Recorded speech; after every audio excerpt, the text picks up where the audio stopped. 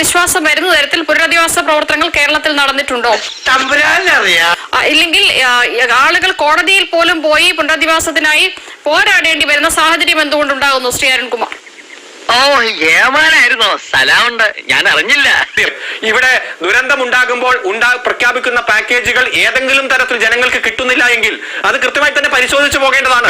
നശിപ്പിച്ചു, എല്ലാം നശിപ്പിച്ചു. എന്താ വക്കീലെ, അദ്ദേഹം പറഞ്ഞ കറക്റ്റ് പോയിന്റ് അല്ലേ? Correct point. നമ്മളെ കുഴിച്ചു മൂടാനുള്ള കുഴിയാണ് എളുപ്പം തോന്നിയത്. ഇതിൽ ഏതെങ്കിലും തരത്തിൽ ഉദ്യോഗസ്ഥ വൃന്ദം ഗവൺമെന്റ് പ്രഖ്യാപിച്ച പാക്കേജ് ജനങ്ങൾക്ക് എത്തിക്കാതിരിക്കുന്ന സാഹചര്യമുണ്ടോ പരിശോധിക്കും. അത്ര വലിയ ബന്ധങ്ങളിലേക്ക് പോണോ ശിവൻകുട്ടി? റേഷൻ കട മറന്ന് മണ്ണെണ്ണ വാങ്ങണോ? കാരണം ഇത്തരത്തിൽ ദുരന്തങ്ങൾ ഉണ്ടായാൽ അവരെ ജീവിതത്തിലേക്ക് ഭാവി ജീവിതം സുരക്ഷിതമാക്കാനും 156 കുടുംബങ്ങളുടെ പുനരധിവാസം 6 മാസത്തിനകം പൂർത്തിയാക്കുമെന്ന വാക്ക് കൊടുത്തത് കേരളത്തിന്റെ മുഖ്യമന്ത്രിയാണ്. കവളപ്പാറയിൽ ഗവൺമെന്റ് പ്രഖ്യാപിച്ച മുഴുവൻ വീടും കൃത്യമായി പുനരധിവാസ പ്രക്രിയ പൂർത്തീകരിച്ചു കൊടുത്തിട്ടുണ്ട്.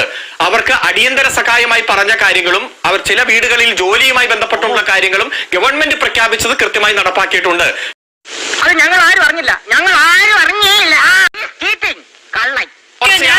ചാനലുകളടക്കം പല വാർത്തകൾ വരുന്നുണ്ട്. വർഷത്തോളം ദുരിതാശ്വാസ ക്യാമ്പുകളിൽ കഴിഞ്ഞ മനുഷ്യരുണ്ട് എന്നാണ് എന്റെ മനസ്സിലാക്കൽ. തെറ്റാണ്. ഒരു കാര്യം യാഥാർത്ഥ്യത്തോടു കൂടി പറയുന്നു, പുത്തുമല ദുരന്തത്തിന്റെ നേർസാക്ഷികൾ ഇപ്പോഴുമുണ്ട്, ടോട്ടലായി പുനരധിവസിപ്പിക്കപ്പെടാത്തത്. അതെന്തിനാടാ പന്നിപ്പ പറഞ്ഞതല്ല, പിന്നീട് വരെ അവസരം കിട്ടില്ല. പാവപ്പെട്ട മനുഷ്യരുടെ ജീവിതാനുഭവങ്ങൾ അതല്ല. 32 ആദിവാസി കുടുംബങ്ങൾ, ഞാൻ മനസ്സിലാക്കുന്നത് 4 വർഷത്തോളം ഒരു ഓഡിറ്റോറിയത്തിൽ കഴിയേണ്ടി വന്നു. ഒടുവിൽ അവർ കോടതിയിൽ പോയി കേസ് നടത്തുകയാണ് അവർക്ക് അർഹതപ്പെട്ട പുനരധിവാസം നടപ്പാക്കി കിട്ടുന്നതിനായി. കവളപ്പാറയിലാണെന്ന് തോന്നുന്നു സകലതും നഷ്ടപ്പെട്ട കർഷകരെ ജപ്തി നോട്ടീസ് കിട്ടുകയാണ്. ഇങ്ങനെയൊക്കെയുള്ള അനുഭവങ്ങൾ ഉള്ളത് കൊണ്ടാണ് അത് മാധ്യമങ്ങൾ ചൂണ്ടിക്കാണിക്കുന്നത്.